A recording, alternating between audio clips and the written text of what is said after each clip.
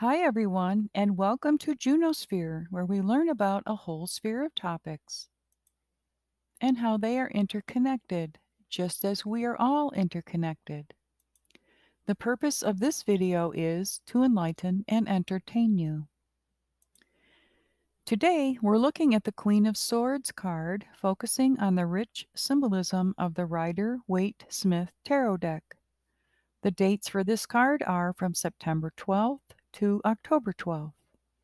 Some of the keywords associated with the Queen of Swords card are a force of nature, the completion of an intellectual process, a sense of resolution and commitment, triumph, clarification, objectivity, and rationality, intellectual maturity, experiencing well-tuned mental faculties, strong and effective communication resulting from depths of belief.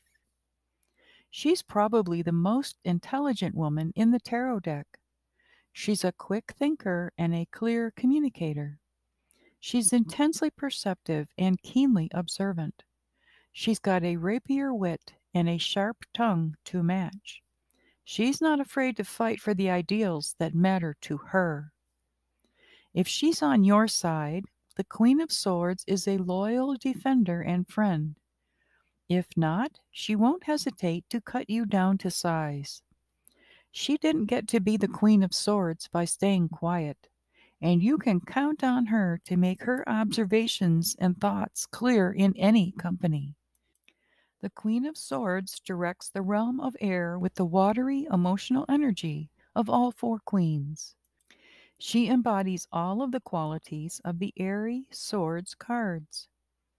On a high throne looking into a clouded sky sits a queen with a raised sword in her left hand. This suggests, "Let those approach who dare." Her crown and the base of her throne are decorated with the butterflies of the soul, and just under the arm of the throne we find a sylph, the elemental of the air. The queen's face is chastened through suffering. Looking at the symbolism, the Queen of Swords is seated on a high throne that looks out into a clouded sky. She's resting her sword on her throne and holds out her hand to us, maybe to call our attention to something. Note, as in the King of Swords, the presence of the cypress trees, the sky with clouds, and the throne of butterflies. All of these focus our attention on our thoughts and our mental state. The Queen's upright sword represents spirit penetrating matter and informing us with knowledge, and like the King of Swords, this Queen can be an excellent teacher, lawyer, or counselor. She has a sharp mind, is a keen observer of people, and a good listener who, with her sound logic and reasoning, will analyze all conditions. The Queen of Swords is a good public speaker and organizer. She's got great leadership qualities and can handle a crowd quite well. She's also thoughtful and able to keep her emotions in check. This card indicates a woman of strong character, but also one who's seen many hardships. Because of her character, she bears her sorrow well. She's adept at handling loss, too, and knows how to deal with the most difficult of human conditions.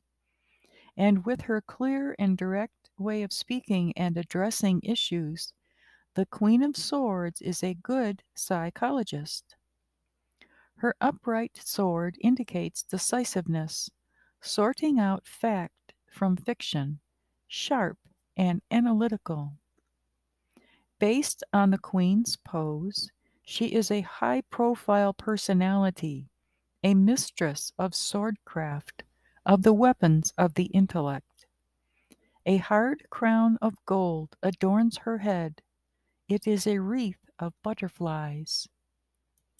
This represents effortlessness, but at the same time resolution, which can be relentless. Both aspects typical of the aerial element of the mind. Her crown is indicative of a noble person, holding herself and others to a high standard. The butterflies indicate lightness, but also flightiness. This is also a metaphor for the soul, the breath of life, or psyche. A symbol for the successful metamorphosis from the caterpillar into the butterfly, from a run-of-the-mill person to one of awareness and vitality. The child's head, or sylph or elf on her throne, represents the inner child, childhood dreams, growing up in order to be able to fulfill these and to come to terms with the fears of childhood. However, all of this is in the gray rock of the throne, perhaps an indication of repression and disregard. Just above the butterfly on the throne, there is a double axe, resembling two sickle moons. The same symbol appears on the throne of the King of Swords. This is a sign of the matriarchy, ancient dynasties in which the female line held sway. The color gray of her throne signifies lack of prejudice, but also of awareness. Is the queen truly aware of her throne? She has the wind at her back, waters flow behind her, but does she know what moves her? The queen has bracelets on both wrists. These are decorative signs, signs of emancipation or vanity, but they can also mean sundered shackles. In the background is a curtain of clouds. Viewed positively, this depicts a sense of freedom, weightlessness, being on cloud nine, lightness, and a bird's eye view. Negatively, it infers having your head in the clouds, remoteness, and nebulous goals. The queen's head is above the clouds. Positively, this indicates knowledge, space, being a citizen of two worlds, having one's head in the heavens and feet on the earth. Negatively, this is a warning against being too aloof, losing touch with reality. In this card, a bird hovers above the queen's head, symbolizing messages coming through, and a long-term plan or vision. In contrast to the other court cards of the swords suit, all of which depict several birds, this bird signifies high-flying thoughts, love, wisdom, the ability to focus things, finding a common denominator. Reversed, the queen has lost her sword. Oh my, she won't like that. It indicates she's been through some kind of loss.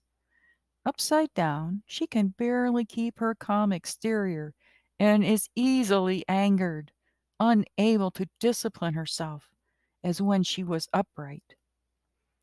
This reversed queen still has keen observations, but can use them in a narrow-minded way. She's not so open to listening, but will instead tell us what to do. Often, when she's reversed, she'll be misunderstood, which is why she'll have difficulty with others. But she can also cause her own downfall by being too judgmental or dogmatic.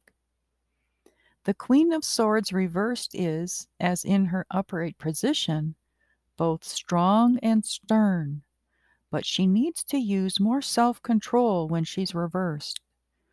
Her perception of a situation will now be colored by her one-sided view, and she may have a tendency to gossip and embellish matters to force others to share her opinion. In conclusion, watch out for defensive thoughts. This person, although giving the outward appearance of love and kindness, is closing her heart inside. The Queen of Swords calls for you to claim your independence by owning your story, even if that requires you to face some initial discomfort. When you are direct and honest, You may come across as cold or aloof, but that is just because your bar for personal integrity is high. Allow your natural wit and good humor to shine through when you need to thaw a situation. Please check out the companion video titled The Queen of Swords card, Astrology and General Information for further guidance. Please like, subscribe, share, and comment on my videos, and ring that bell for notifications. I'm so grateful for your support. Thanks for tuning in, and I invite you to tune into Juno Sphere again soon. Bye.